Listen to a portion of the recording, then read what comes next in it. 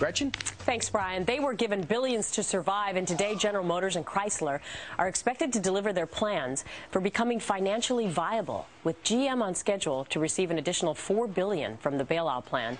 How much are we willing to shell out to save Detroit? Bill Holstein is author of Why GM Matters. Dan Calabrese is editor-in-chief of North Star Writers Group. Good morning to you, gentlemen.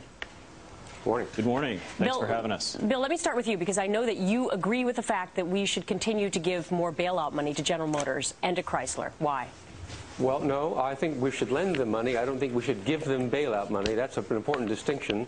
And I don't think that Chrysler can be saved. I think Chrysler is too far gone. But I think General Motors, according to what my research for my book, they're very viable.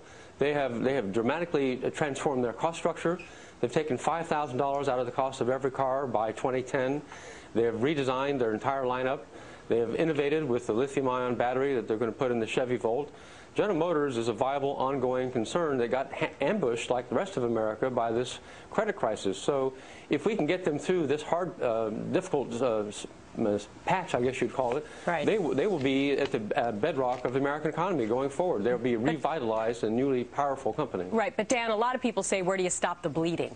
You know, if you continue to come to Washington with your hand out, how does the American taxpayer know when that hand stops coming out? Well, hopefully it'll stop when the American economy can recover. Dan? Yeah, that's a great question, Gretchen. And, you know, Bill's book is excellent in terms of the information that it offers. I disagree with his conclusions.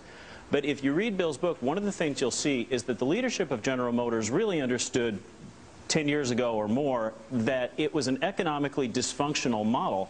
And he makes a convincing case that Rick Wagoner understood this. The problem is General Motors lacks agility to the extent that even if you knew 10 years out that you needed to make fundamental changes, you couldn't do it quickly enough. It's easy to say, well, we didn't see the credit crunch coming, we didn't see these other things coming. But if you've got an economically dysfunctional model, and even within 10 years you can't change it, and you can't anticipate changes in the market. Look how fast the world changes these days. Right, but Bill, that is a company that is doomed to fail. Bill, isn't the problem that a lot of people would argue that the problem is the unions? And now they were supposed to come to the table and make some concessions before the March 31st deadline. And according to everything I've read, they're not doing that.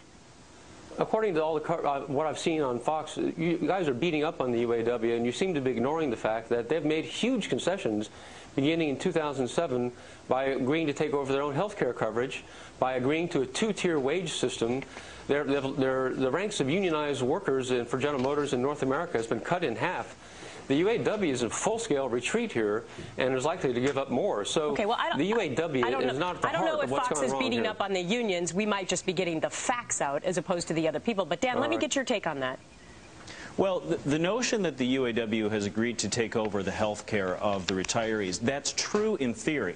The problem is it requires this VEBA, this fund that's being set up, to be bankrolled to the tune of $24 billion by GM. They still owe $20 billion.